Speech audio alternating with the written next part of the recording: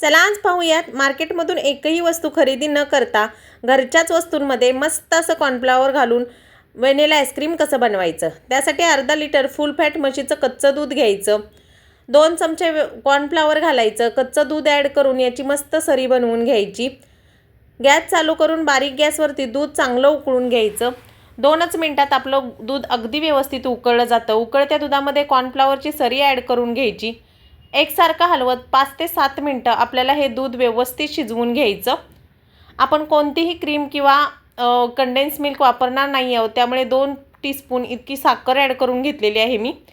परत हलवून घ्यायचं आणि मस्त असं 5 ते 7 मिनिटं घट्टसर होईपर्यंत चांगलं शिजवून घ्यायचं।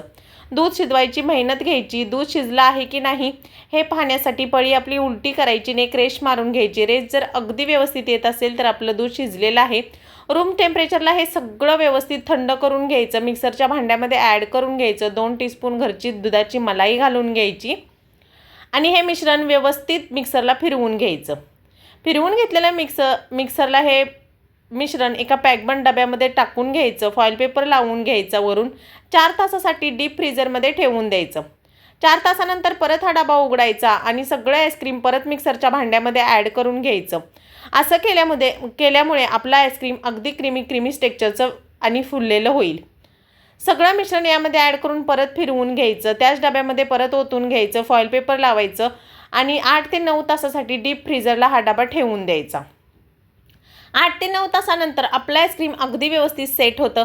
असं पळीने किंवा तुमच्याकडे आईस्क्रीम स्कूबर असेल तर त्याने सर्व करायचं आणि मस्त एन्जॉय करायचं। तुम्ही या उन्हाळ्यात ही रेसिपी ट्राय करून पहा। रेसिपी आवडली तर चॅनलला लाईक शेअर सबस्क्राईब करा। टेक्स्चर किती छान आलेलं आहे आपल्या आईस्क्रीमचं पाहू शकता। सविस्तर व्हिडिओ आपल्या चॅनलवरती उपलब्ध आहे, त्याची लिंक या व्हिडिओच्या खाली देते, तिथून तुम्ही पाहू शकता आणि असंच क्रीमी टेक्स्चरचं आईस्क्रीम बनवू शकता। Bye, like share subscribe.